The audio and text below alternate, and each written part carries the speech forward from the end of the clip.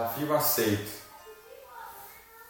Aceitei o desafio, lançar a palavra, para compartilhar uma palavra aqui com vocês, uma palavra de Deus.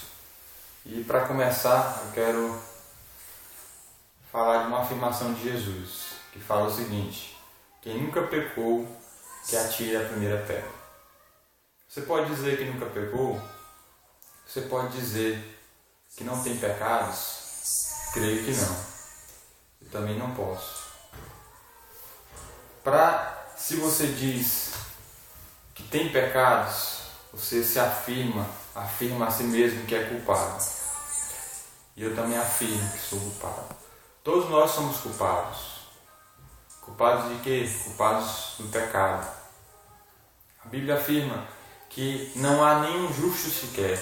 Não há nenhum justo na terra. Ninguém que entenda, que conheça a Deus perfeitamente.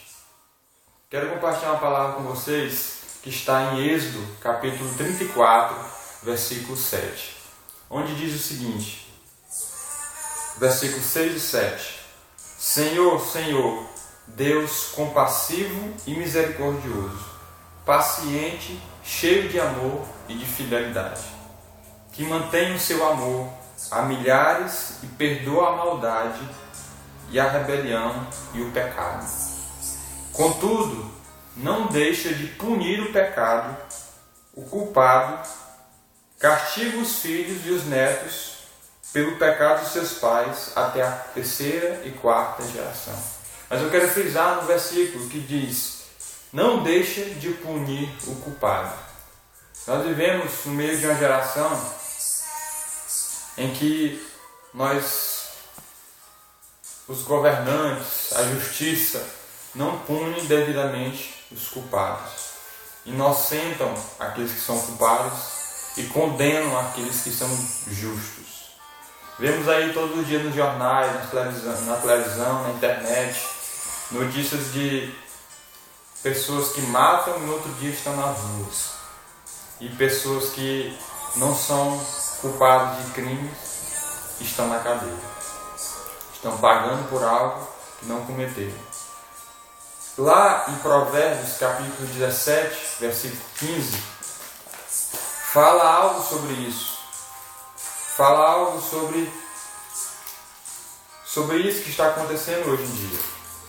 Eu creio que tanto eu como você não gostamos quando alguém é culpado e é inocentado. Também não gostamos quando alguém é justo e é condenado. Ninguém gosta de injustiça. Mas a palavra de Deus diz em Provérbios, capítulo 17, versículo 15, diz o seguinte: absolver o ímpio e condenar o justo são coisas que o Senhor odeia. Ou seja, inocentar o culpado e condenar o inocente são coisas que o Senhor odeia. Querido, eu entendo, nós entendemos que Deus é justo. Deus é o juiz mais justo que há na terra e nos céus. E assim como nós ficamos indignados quando alguém é culpado e inocentado, ou quando alguém justo é condenado, Deus também fica indignado. Deus também não aceita essas coisas, porque Deus é um juiz justo. Então, entenda uma coisa. Imagine uma coisa, na verdade. Uma situação em que seus pais, o seu pai, a sua mãe, ou seu irmão, ou sua irmã é violentada, ou seus filhos são violentados, são abusados, são estuprados, e alguém mata os seus pais, mata os seus filhos, mata os seus irmãos, mata a sua família. E você chega lá no tribunal, você fica indignado com tudo aquilo que aconteceu, com vontade de fazer muitas vezes a justiça própria, mas você não pode. E aí você deixa para a lei, para os juízes julgarem. Imagine um juiz que chegue lá e diz assim: eu gostei da cara desse bandido, eu gostei das suas palavras, e inocenta aquele que foi culpado. Imagine como fica o seu coração. Imagine como você fica. Sabe por que você fica indignado, injustiçado?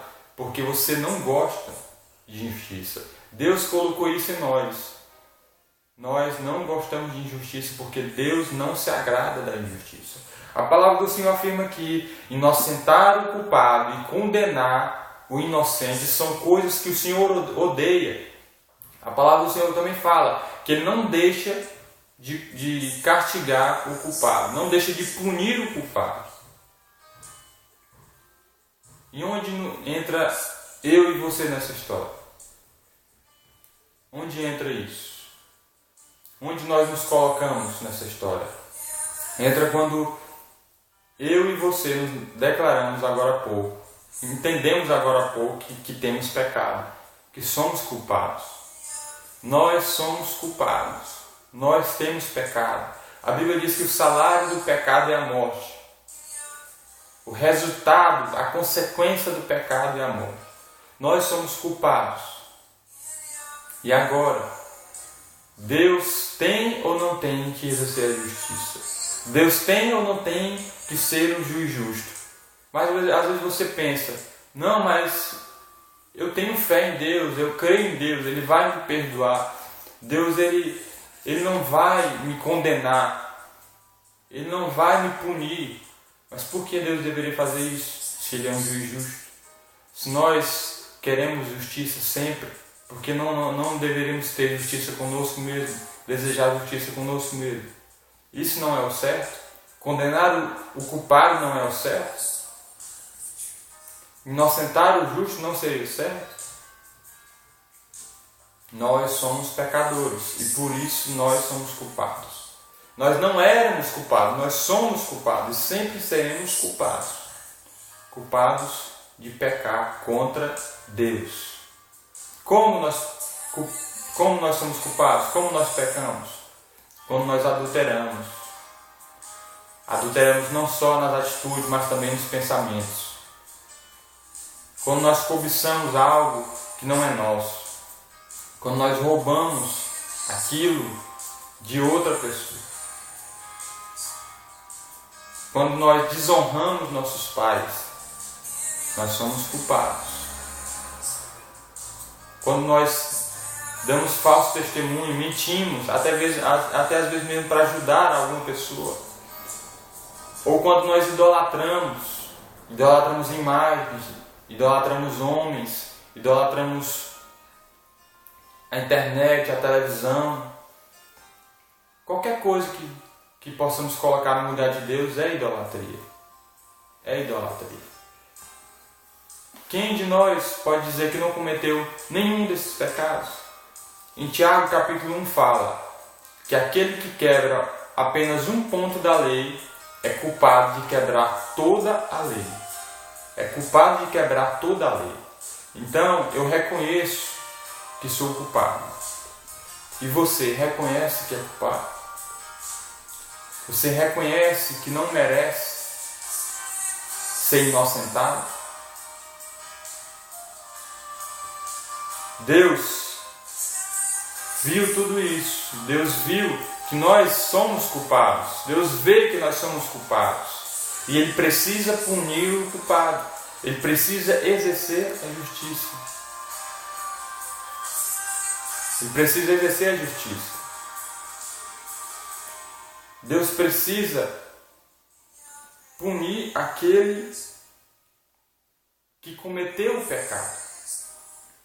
E como Deus ia fazer isso? Como um Deus que nos ama tanto, um Deus que é tão misericordioso, que é tão fiel, que é tão maravilhoso, pode fazer isso conosco? Ele não deveria fazer? Ele não é um juiz justo? Ele não deve ser um juiz justo? Sim, ele deve. Ele deve punir o culpado. Mas como fazer se Deus nos ama e não quer que nós pereçamos? Ele nos ama e não quer que nós venhamos a receber a punição, mas Ele tem que ser um juiz. Ele tem que ser um juiz justo. E Deus viu uma solução em enviar seu Filho para receber a punição que que nos era merecida. E aí ele podia cumprir em Jesus a justiça. Ele podia punir os nossos pecados através dele. E Jesus se colocou em nosso lugar, sendo culpado em nosso lugar. Um homem inocente se tornando culpado em nosso lugar. Ele se tornou inocente por nós.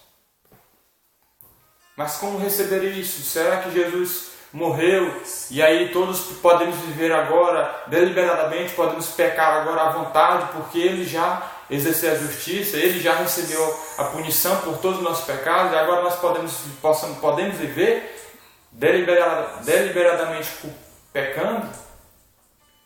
Não. Há uma chave para receber essa justiça, para receber essa misericórdia, para receber esse favor. Há uma chave. E o nome dessa chave se chama arrependimento. Por isso que João Batista e Jesus chegou dizendo: arrependei-vos, porque é chegado a vós o reino dos céus. As primeiras palavras deles foram essas: arrependei-vos. Arrependei-vos é mudar atitudes, mudar a mente, é buscar o Senhor, ao invés de ir para um lado, começar a ir para o outro lado. Arrepender é isso, mudar o seu caminho. E essa é a chave para receber o favor e a misericórdia e a graça de Deus. Lembre-se, Jesus tomou o nosso lugar como culpado.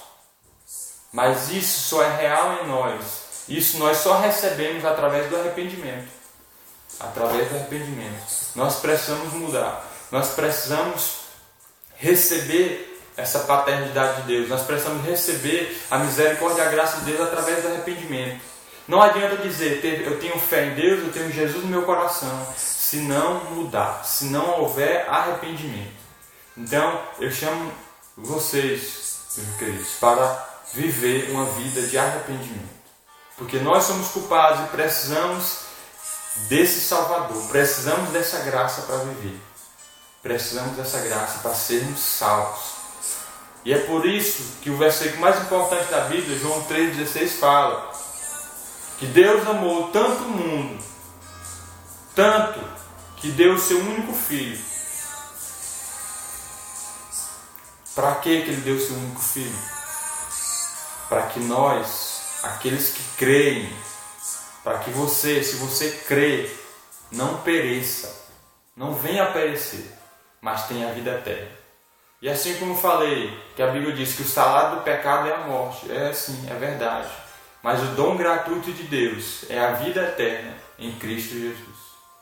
Que Deus te abençoe com essas palavras e que você possa recebê-las em seu coração, abrindo o seu coração com humildade e receber essa palavra do Senhor.